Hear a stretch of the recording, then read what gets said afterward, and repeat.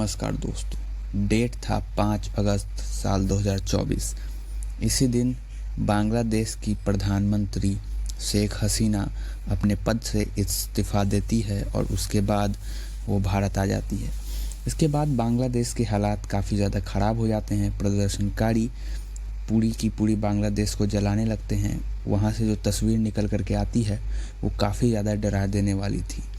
जी हाँ दोस्तों, आपको क्या लगता है, क्या ये सिर्फ एक स्टूडेंट प्रोटेस्ट था? तो इसका जवाब है नहीं। इसके पीछे एक फॉरेन पावर का भी हाथ था जो कि इस पूरे प्रोटेस्ट को बाहर से ऑपरेट कर रही थी। तो वीडियो में आगे बढ़ें और बहुत कुछ जानें उससे पहले अगर आपने हमारे चैनल को सब्सक्राइब नहीं किया है तो चैनल को सब्सक्राइब कर दे, इस वीडियो को लाइक कर दे ताकि आगे आने वाली इसी तरह की इन्फॉर्मेटिव वीडियोस आपको मिलती रहे। जी हाँ दोस्तों, बांग्लादेश में जो कुछ ही दिन पहले स्टूडेंट प्रोटेस्ट हुआ था, इसके पीछे एक फॉरेन कंट्री के खुफिया एजेंसी का हाथ था। जी हाँ दोस्तों, ये खुफिया एजेंसी कोई और नहीं बल्कि CIA ही थी जो कि बांग्लादेश में स्टूडेंट प्रोटेस्ट को ऑपरेट कर रही थी। इसका मतलब है कि CIA ने इस पूरे के पूरे प्रोटेस्ट को करवाया बांग्लादेश में।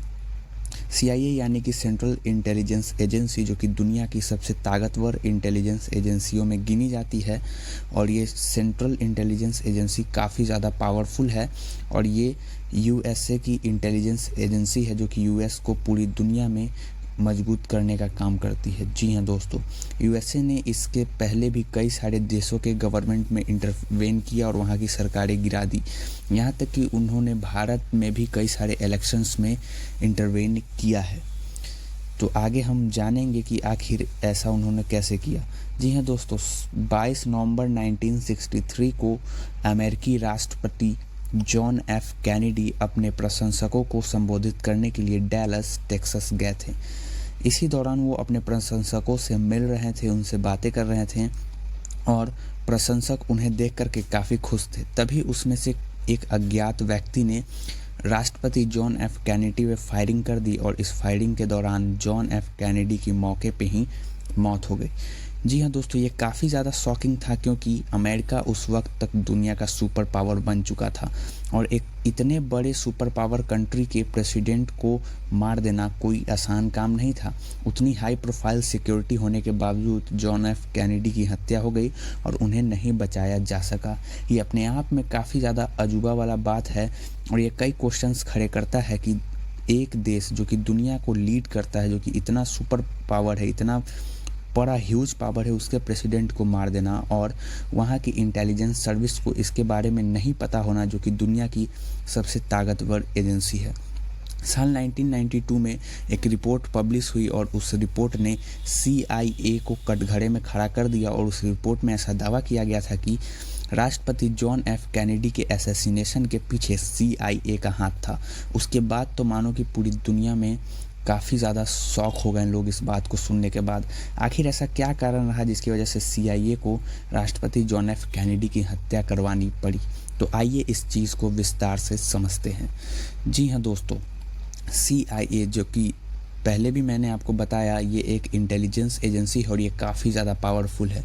इसने उस समय के अमेरिकी राष्ट्रपति जॉन F कैनेडी से अपने ऑपरेशंस को ऑपरेट करने के लिए कुछ परमिशंस मांगी थी, जो कि परमिशंस जॉन F कैनेडी ने CIA को नहीं दिया। जी हाँ दोस्तों, ये ऑपरेशन उस समय क्यूबा में करना था। क्यूबा जो कि यूनाइटेड स्टेट्स ऑफ अमेरिका के नीचे एक देश है और CIA चाहता था कि अमेरिका क्यूबा पे अटैक करे, क्योंकि उस वक्त में USSR नाम का एक देश होता था जो कि USA का सबसे बड़ा कॉम्पिटिटर और एनिमी माना जाता था और क्यूबा USSR के सबसे क्लोजेस्ट एलाइज में गिना जाता था और अमेरिका नहीं चाहता था कि उसका सबसे बड़ा दुश्मन उसके सबसे नज़दीक आकर के बैठ जाए। और क्यूबा क्योंकि अमेरिका के काफ़ी नज़दीक और नीचे एक आइलैंड कंट्री है, वहाँ से अमेरिका काफ़ी नज़दीक पड़ता है और क्यूबा के लीडर USSR को सपोर्ट करते थे और वो USSR को अमेरिका से ज़्यादा तरजीह देते थे। और CIA का प्लान था कि वो क्यूबा को पूरी तरीके से बर्बाद कर दे। और उस समय यूएसएसआर ने अपने न्यूक्लियर पनडुब्बियों को क्यूबा में तैनात करके रखा हुआ था और ये न्यूक्लियर पनडुब्बी यूएसए के काफ़ी ज़्यादा नज़दीक चली गई थी। और उस समय ये माना जा रहा था कि दुनिया एक न्यूक्लियर वॉर में जा चुकी है और वर्ल्ड वॉर 3 उस समय हो सकता था। उस समय दुनिया में काफ़ी ज़्यादा नाजुक हालात बन गए थे और उस समय दुनिया एक फुल स्केल न्यूक्लियर वॉर के मुंह से निकल के आ गई थी और मानो वहाँ पे एक बहुत बड़ा न्यूक्लियर वॉर टल गया था। ये वॉर यूएसएसआर और यूएसए के बीच में होता। इस पूरे के पूरे क्राइसिस को क्यूबन मिसाइल क्राइसिस के नाम से जाना जाता है। अगर आप चाहते हैं कि इस टॉपिक पे हम वीडियो बनाएं तो आप वीडियो में कमेंट कीजिए। अगर काफ़ी ज़्यादा कमेंट्स आते हैं तो इस टॉपिक पे हम एक फुल डेडिकेटेड वीडियो ज़रूर लेकर के आएंगे, तो हमें आपके कमेंट का इंतज़ार रहेगा। अब हम जानते हैं कि CIA का प्लान क्या था क्यूबा पे अटैक करने के लिए। जी हाँ दोस्तों, CIA का प्लान था कि अमेरिका में जो बड़े बड़े बिल्डिंग्स हैं, जो अमेरिका के शहर हैं, उस पर खुद से ही अटैक किया जाए। जी हाँ दोस्तों, खुद के फाइटर जेट से, हेलीकॉप्टर से, मिसाइल से इस बिल्डिंग्स पे अटैक किए जाएंगे और इसका पूरा का पूरा ब्लेम, इसका पूरा का पूरा जिम्मेदारी क्यूबा कंट्री पे डाल दिया जाएगा और पूरे मीडिया में ये न्यूज़ चलाया जाएगा, न्यूज़ फैलाया जाएगा कि क्यूबा ने अमेरिका पे अटैक किया है। और इसी का फ़ायदा उठा करके अमेरिका क्यूबा पे अपना मिलिट्री ऑपरेशन लॉन्च कर देगी और उस ऑपरेशन का मेन मकसद होगा क्यूबा के प्रेसिडेंट, वहाँ के लीडर को मार गिराना, क्योंकि वो काफ़ी ज़्यादा नज़दीक थे यूएसएसआर को। इस पूरे के पूरे मिशन को ही जॉन एफ कैनेडी ने परमिशन नहीं दिया और साथ ही साथ इस मिशन को प्लान करने वाले CIA ऑफिसर्स को भी जॉन एफ कैनेडी ने सस्पेंड कर दिया। इस वजह से CIA के ऑफिसर जॉन एफ कैनेडी से काफ़ी ज़्यादा खफा हो गए और इसी के बाद माना जाता है कि इसी की वजह से CIA ने जॉन एफ कैनेडी को मरवा दिया। जी हाँ दोस्तों, ईयर 2011 में US गवर्नमेंट द्वारा एक रिपोर्ट निकाली जाती है। कुछ रिपोर्ट्स US गवर्नमेंट ने खुद पब्लिश की तो कुछ कोर्ट के दबाव में आकर के। उस रिपोर्ट में यह दावा किया गया है कि ईरान में जो मिलिट्री कूप हुआ था उसके पीछे CIA का हाथ था।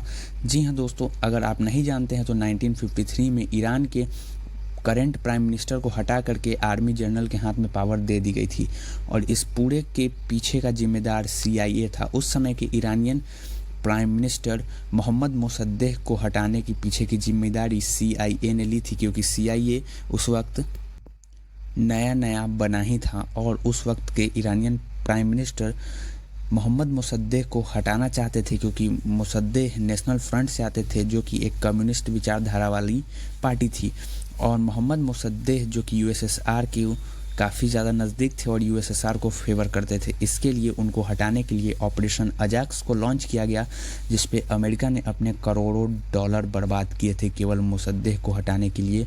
और इसके लिए CIA ने ईरान में अपना एक एजेंट तैनात किया था, जिस एजेंट का नाम केरमिट रूजोवेल्ट था। जी हाँ दोस्तों, ये कोई आम आदमी नहीं था, ये फॉर्मर US प्रेसिडेंट रूजोवेल्ट का ग्रैंडसन था। जी हाँ दोस्तों, और उस समय के Iranian ruler Mohammad Reza Pahlavi ने भी इसमें पूरा का पूरा अमेरिका का साथ दिया और अमेरिका के कहने पे ही उन्होंने मोहम्मद मोसद्देह को प्रधानमंत्री के पद से डिसमिस कर दिया और पूरा का पूरा पावर उस समय के आर्मी जनरल को दे दिया। इससे रिलेटेड विकिपीडिया पे एक पूरा का पूरा पेज उपलब्ध है, आप वहाँ पे भी जाके इसके बारे में पढ़ सकते हैं। मोहम्मद रज़ा पहलवी और आर्मी जनरल के मिली भगत की वजह से मोहम्मद मोसद्देह जो कि एक गवर्नमेंट लोगों द्वारा चुना गया था उसको हटा दिया गया और इसमें ईरानियन मीडिया और प्रेस ने भी अमेरिका और CIA का बखूबी साथ दिया मोसद्देह को हटाने के लिए। केवल कुछ पैसों के लालच में ईरान ने अपने पैर पे कुल्हाड़ी मारा और यहीं से ईरान और अमेरिका के बीच में तनाव शुरू हो गया, क्योंकि यहाँ से ईरानियन रिवॉल्यूशन हुआ। जी हाँ दोस्तों, CIA का शिकार न केवल ईरान हुआ है बल्कि हमारा प्यारा देश भारत में भी CIA ने कई बार इंटरवेन किया है और इसके सबूत भी मिलते हैं। जी हाँ दोस्तों, भारत में 2 स्टेट के लेजिस्लेटिव असेंबली इलेक्शंस में उसने इंटरवेन किया था। पहला है वेस्ट बंगाल और दूसरा है केरला। जी हाँ दोस्तों, ये दोनों स्टेट के बारे में अगर आप थोड़ा बहुत भी जानते हो तो आपको पता होगा, ये दोनों ऐसे स्टेट्स हैं जहाँ का state government communist party run कर रही थी, यानी कि वहाँ पे कम्युनिस्ट पार्टी का पकड़ काफ़ी ज़्यादा मजबूत था और उस समय में कम्युनिस्ट का मतलब USSR का करीबी माना जाता था और अमेरिका USSR का कितना बड़ा दुश्मन था ये आप जानते हैं। उसके अलावा CIA ने पाकिस्तान वियतनाम, बांग्लादेश और कई सारे देशों में भी इंटरवेन किया। यहाँ तक कि वो अपने पड़ोसी देश ग्वाटेमाला में भी सरकार को गिरवा करके अपनी पपेट गवर्नमेंट को एस्टेब्लिश किया था। तो आप देख सकते हैं कि CIA कितनी ज़्यादा एक्टिव रही है इन सभी रीजन्स में। तो आज के समय जो बांग्लादेश में स्टूडेंट प्रोटेस्ट हो रहा है, ये पूरा का पूरा रेडिकलाइज स्टूडेंट प्रोटेस्ट है। इससे पहले भी जब बांग्लादेश पाकिस्तान से अलग होकर के एक देश बना था, तो उस समय उसके राष्ट्रपति मुजीबुर रहमान को एसेसिनेट करवाने का भी जिम्मेदारी माना जाता है कि अमेरिका ने ही करवाया था, और उसका जिम्मेदार CIA को ही माना जाता है। USA के स्टेटमेंट्स रहे हैं बांग्लादेश इलेक्शंस को लेकर के, ये इस बात को पूरी तरीके से साफ करते हैं कि अमेरिका नहीं चाहता है कि बांग्लादेश में जो वर्तमान में शेख हसीना की गवर्नमेंट है वो रहे। और कुछ ही दिन पहले अमेरिका के डेलीगेट्स आए थे, वो प्रधानमंत्री से न मिल करके लीडर ऑफ अपोजिशन बांग्लादेश से मिल करके चले गए थे, यानी कि BNP के जो लीडर्स थे उनसे मिल करके गए थे, जबकि उनको BNP के अपोजिशन लीडर और प्राइम मिनिस्टर से भी मिलना था, लेकिन वो प्राइम मिनिस्टर से नहीं मिले। ये सभी हमें क्या संकेत देते हैं कि ईरान की तरह ही बांग्लादेश में भी CIA ने एक पूरे के पूरे ऑपरेशन को। जी हाँ दोस्तों, तो अभी हमारे पास इस चीज़ को लेकर के कोई भी ठोस एविडेंस उपलब्ध नहीं है, लेकिन आने वाले भविष्य में इस पे कई सारे और खुलासे हो सकते हैं। लेकिन बांग्लादेश में हुए इस मास प्रोटेस्ट के पीछे अमेरिका का हाथ है ही, क्योंकि जब बांग्लादेश में इलेक्शंस कंडक्ट किए जा रहे थे और उस इलेक्शन को जब शेख हसीना जीत करके आती हैं और बांग्लादेश का प्रधानमंत्री बनती हैं, तो अमेरिका की तरफ से ये कहा जाता है कि बांग्लादेश में जो भी इलेक्शंस हुए हैं वो फेयर नहीं थे। जी हाँ दोस्तों, अमेरिका बांग्लादेश में शेख हसीना को नहीं देखना चाहता है, और पहले भी इस तरीके के गवर्नमेंट कूप अमेरिका ईरान में करा चुका है। तो इसकी बहुत ज़्यादा संभावना है कि बांग्लादेश में हुए इस प्रोटेस्ट के पीछे भी अमेरिका का ही हाथ हो, और अमेरिका इसके पीछे होगा ही, क्योंकि अमेरिका बांग्लादेश में शेख हसीना को नहीं देखना चाहता था। तो आई होप आपको समझ में आया होगा।